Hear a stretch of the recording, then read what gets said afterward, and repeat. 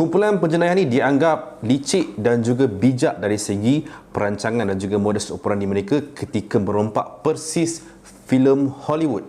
Pada 31 Ogos tahun 1994, mereka telah melakukan rompakan terbesar di lapangan terbang antarabangsa Subang dengan nilai sehingga jutaan ringgit jongkong emas yang dicuri. Siapakah mereka ini? Sebelum saya huraikan dengan lebih lanjut kes ini, anda boleh like, subscribe dan juga komen channel kami.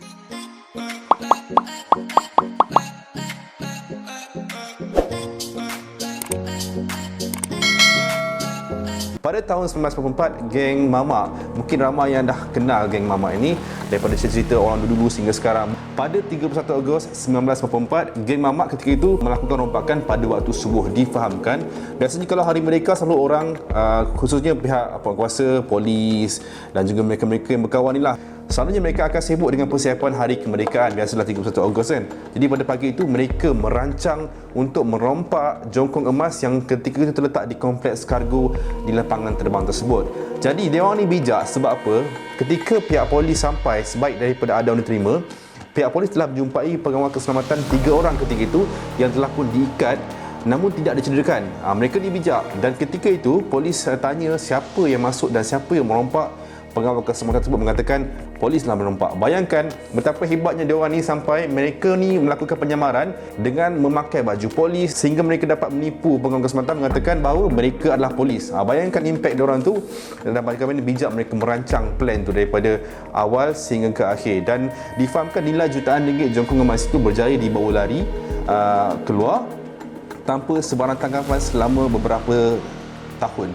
Sehinggalah Tun Dr. Mahathir Mohamad yang juga merupakan Perdana Menteri ketika itu mempersoalkan kredibiliti polis dan mengeluarkan kenyataan bahawa jika jongkong emas boleh hilang, masakan kapal terbang pun tidak boleh hilang. Statement itu pernyataan telah membuatkan pihak polis tampil bergerak dengan pantas menumbuhkan unit tindakan khas untuk menjejaki siapakah, ke manakah perompak yang dikenali sebagai Mamak ini pergi.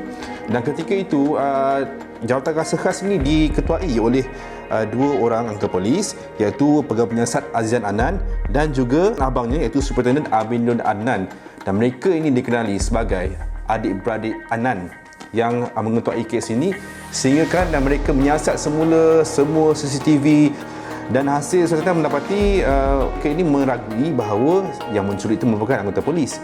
Menurut daripada kenyataan dikeluarkan bahawa pergerakan mereka itu agak mencurigakan. Sepandai-pandai tempat melompat akhirnya jatuh ke tanah jua. Selepas bertahun-tahun pihak polis melakukan siasatan dan juga risikan, mereka telah menangkap salah seorang anggota kumpulan ini iaitu namanya adalah Rozlan. Dan hasil daripada penangkapan anggota ini telah membawa kepada penemuan ataupun tangkapan 20 orang ahli geng Mamak yang lain. Jadi ketika ini kes ini telah pun dibicarakan di Mahkamah Syariah selepas daripada penangkapan, dan mereka ini iaitu geng Mamak ini telah pun melantik seorang peguam yang terkenal ketika itu, Datuk Kumarendran, untuk membela nasib mereka. Dan ketika itu hasil daripada pembicaraan di mahkamah telah menunjukkan bahawa tiada bukti ditemukan. Pertama, tiada kesan cap jari ditinggalkan di mana-manalah di kargo itu, dan yang kedua, tiada bahan bukti yang ditemukan kepada mereka. Dan saya difahamkan hasil bacaan daripada saya di internet mengatakan bahawa mereka ini telah pun meleburkan emas tersebut kepada kecil-kecil dan mereka bahagikan kepada ahli ini secara sama rata. Jadi tiada bahan ataupun tiada bahan bukti dijumpai iaitu jongkong emas tersebut, dan membuatkan kes ini terlepas seketika. Namun sehinggalah satu saat salah seorang daripada anggota kumpulan ini mengaku bahawa mereka merupakan penjenayah yang masuk dan merompak emas tersebut. Namun ketika hari perbicaraan, saksi tersebut hilang sehingga kini. Ke mana dia pergi? Mungkin melarikan diri ke luar negara, tak tahu, ataupun mungkin diberikan upah untuk tutup mulut. Sehingga kini tiada jalan penyelesaian, tiada sesiapa pun yang dihukum atas kesalahan yang mereka lakukan, dan ia kekal rahsia sehingga ke hari ini. Namun rancangan ataupun perancangan dan modus operandi mereka ini telah menarik perhatian ramai pihak.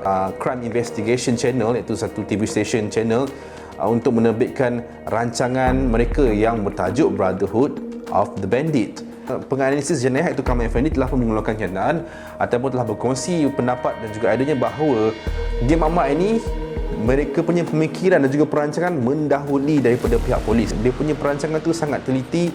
Mereka dah tahu sekiranya jadi apa yang mereka akan lakukan, dan mereka sesekali tidak akan membunuh ataupun mencederakan sesiapa, kerana sekiranya ditangkap mungkin mereka akan dikenakan dengan hukuman yang lebih berat. Mastermind kepada pembunuhan ini iaitu Syarif Abu Bakar tidak ditemui sehingga sekarang. Dipercayai telah pun melarikan diri. Namun pada tahun 2016, selepas hampir 24 tahun, kes ini masih lagi terbuka dan tak ada sesiapa pun yang disabitkan kesalahan atas rompakan emas terbesar di Malaysia ketika ini. Dan mungkin kalau korang tengok cerita ni, mungkin korang akan terfikir cerita Money Heist yang kita tonton di Netflix. Dia punya jalan cerita, perancangan dia memang sangat detail seperti itu.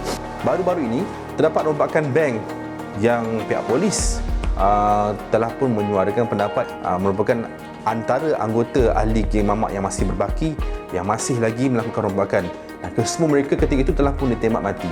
Jadi ini menimbulkan persoalan kepada semua orang, di manakah geng mamak? Adakah mereka masih berada di Malaysia? Adakah mereka telah train ahli yang baru? Tak tahu. Jadi itu saja untuk podcast kali ini.